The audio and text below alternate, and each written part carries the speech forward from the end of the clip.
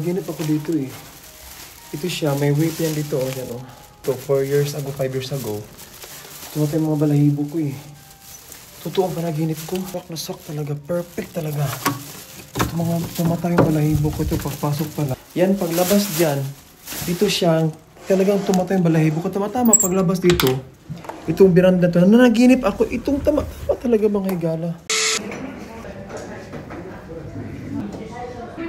Shabu-shabu.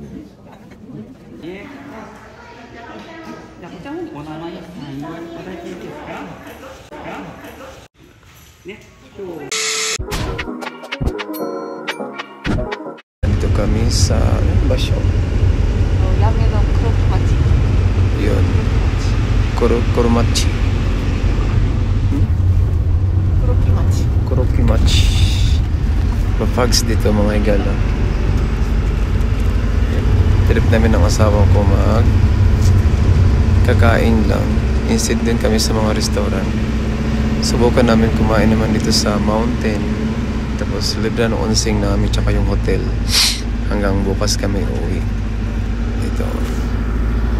Sinundo kami mula sa Hainosuka Suka Station. Then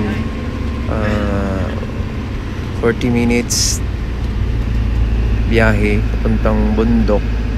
Ito yun siya. Ito, may hotel doon tsaka may basketball court daw. Tapos may swimming pool, may onsing na rin. Yun, tuwing Sunday kumakain kami sa labas talaga. Naisipan namin na ibang lugar naman. Ito sa bundok ng Japan.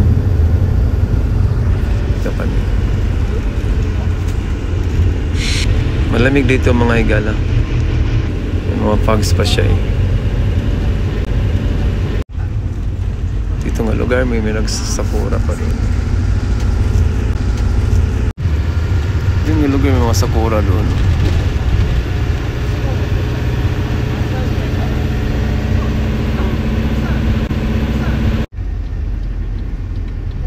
Dito na kami. Dumating na kami dito. Ayan. Ayan, dumating na kami mga gala dito sa entrance. Lapit na maglabas ay mga sakura. Iba naglabasan. Ito yan siya. Sakura yan. Ito mga sa paligid na no.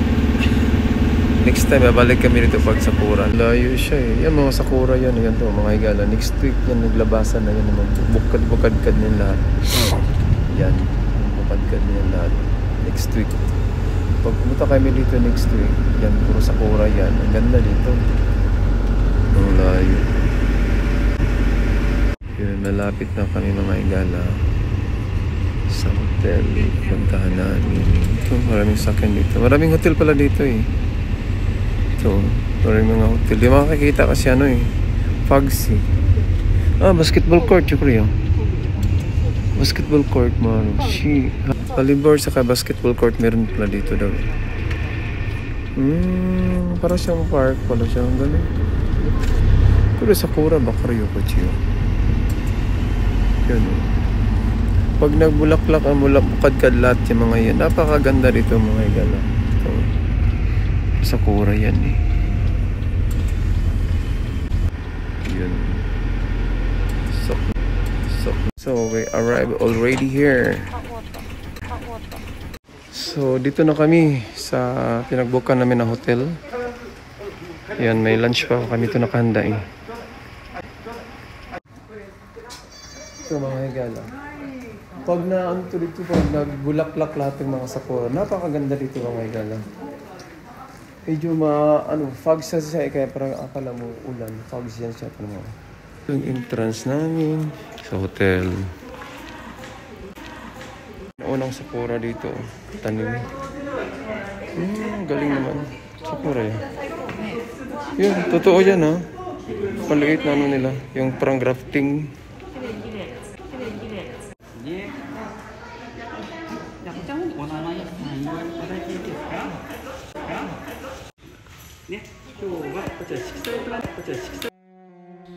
Habang kami papalakad na papunta sa aming kwarto, may napansin ako at may naalala ako. At bigla akong kinalabutan sa lugar na to. Kaya naginip na ako dito. 2 years ago.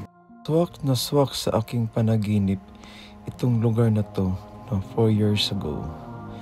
Itong lugar pagpasok sa kwarto at itong mismong harapan na to na may mga bulaklak, pero sa panaginip ko ay umaga siya na may sikat na araw. Tapos ito yung aram namin eh. Ito sa Japanese manner, talagang Japanese eh. Panagubad ka na sapatos, ganyan. Tapos ito yung kwarto namin, ito. Doko hiya? Kuchi mo niru? Ito may TV, may ref. Tapos yung room. Nanaginip ako dito ah. Mga 3 years ago siguro. Matagal ko na naginip to. Panaginipan ko itong lugar na to. Na may unsing daw sa ano. So, bukas ito. Naginip mo ako dito. Paginipan ko na itong lugar na to. Ito nga, nanaginip nga ako dito eh. Ang galing ng panaginip ko. Nakakarating na ako sa panaginip dito. Advance ha? Siguro mga 3-4 years. Tapos dyan sa likod may ano dyan. Parang may ilog. Nanaginip nga ako dito.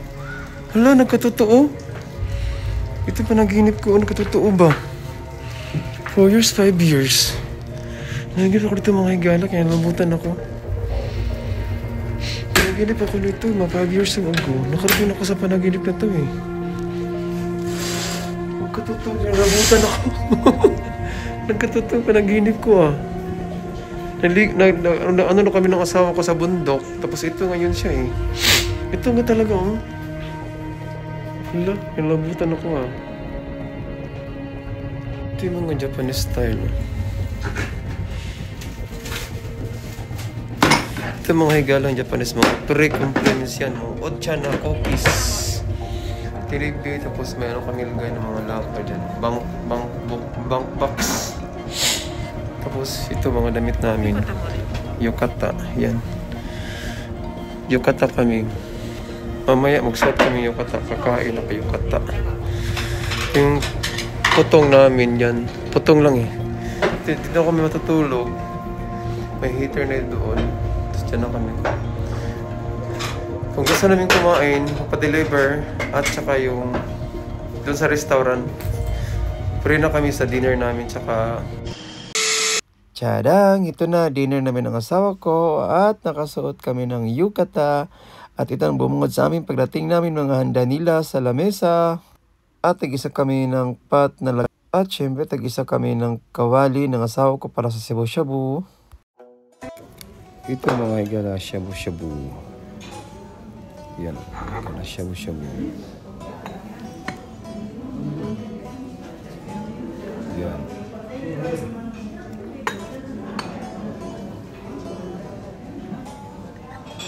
Then, yung rice namin, ito yung rice. Diba? Kuro rice? Yan. Rice.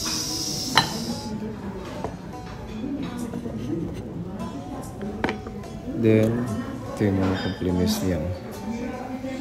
Yan, compliments siya mga igala. Ito siya, sashimi. Then, sawsawa ng sashimi. Yan. Yung asawa ko yan. Ayan po. Gaya ng rice. Oops. Yan.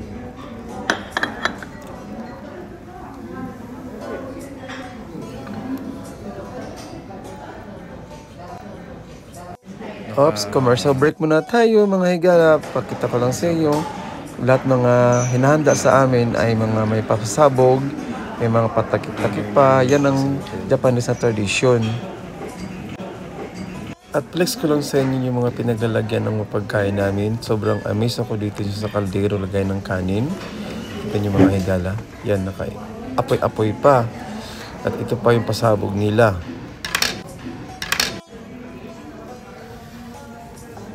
chawang mushi na may itlog at hipon at gawgaw. Yan. Mainit po yan. Chamushi. Nanis ka? Chaw, yun, sinabi niya, chamushi. Ito. Bilisan natin kasi ito yung siyang ano. Shabu-shabu. Yan. Shabu-shabu yan. Shabu-shabu, may sushi. Yan. Ito yung gulay. Tapos sashimi. Sauce ng sashimi. Ito yung siya. Yan o. Kaya makikita yan. Yan. Then wasabi. Yan. May dumating pang tsaka tempura. Ito may dumating ito. Ito naman siya yung parang soup din siya din. Isda siya, fish. Yan. Tapos tempura. May shrimp, tapos squid, squash, then cauliflower. Ito pala, itong isda na to from the river fish. Kaya ko nakakala ko sa ano yung galing dagat. Sapa pala galing to. Kasi sa bundok kami, di ba?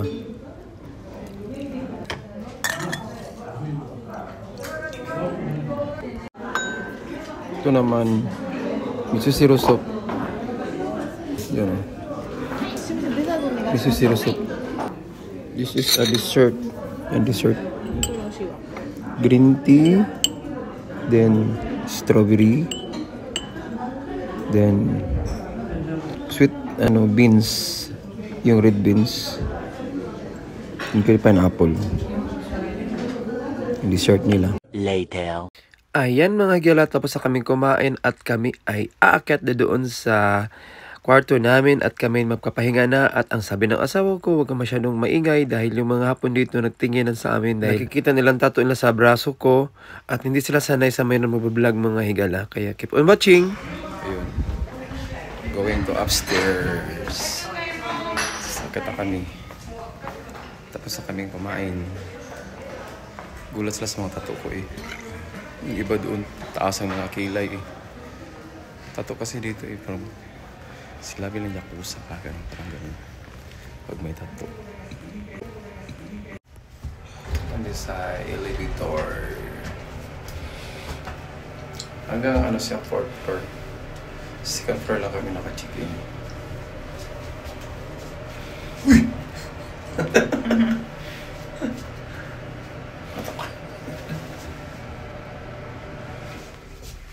Live yun.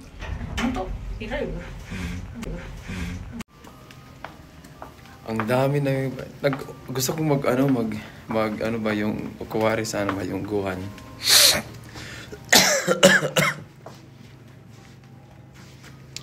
Sabi nung sabi nung doon, naka-reserve daw kasi hanggang kasi hindi na dyan hanggang 10 ng gabi. Ay magbigay kasi lulutuin pa raw tapos tawag dyan. Matagalan pa raw. Ang dami palang serve sa amin kanina, pagkain.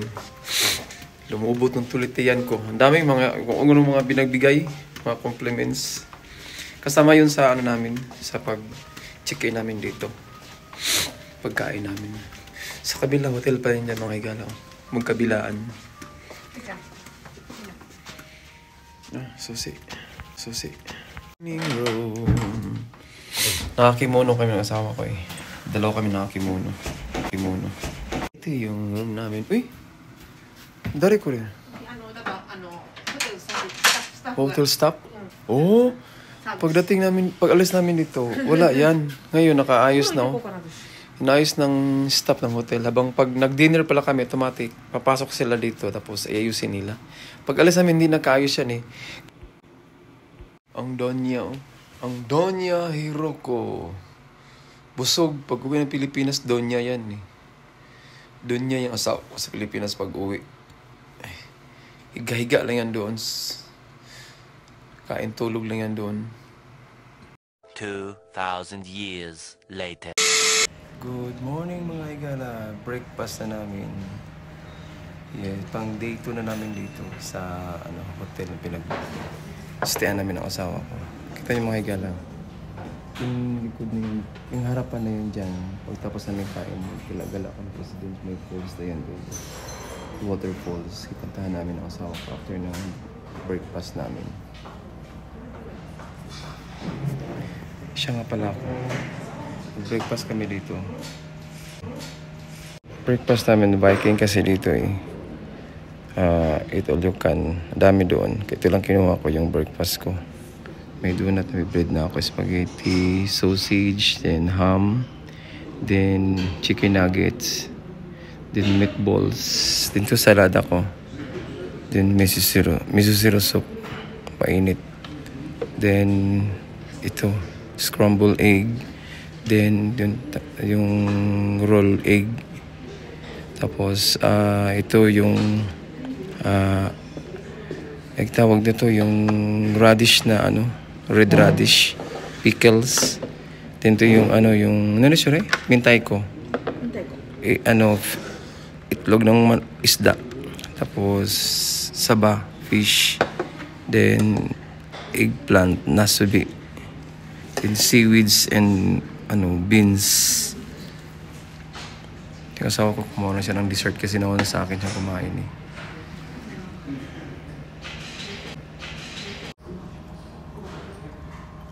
Kuhi today. Asawa ko. Wala ng mga tao dito tapos nang kumain today. Maga kasi iba nag-check out dito. Kaya may punta pa kami ng pulos. Ito mga lamisa may pinakainan pa dyan eh. Niwanan. Tapos ang kumain niya ibang tao. Doon yung counter bar. Ang dami niyang foods doon mga igala. Yan. Ang sarap ng itong scrambled egg na to. Ang nilagay nila dito. Napakasarap. Kalasa. Tapos yung mintay ko, nagustuhan ko yung mintay ko eh. Yung talong. Ang sarap parang adobo. A few moments later. Kami pauwi na. At sobrang happy kami ng asawa ko sa pag-travel namin dito for 2 days. At dito na magtapos ang ating vlog. Don't forget to subscribe to my YouTube channel, Ken Sander Japan. Bye bye. See you on my next vlog.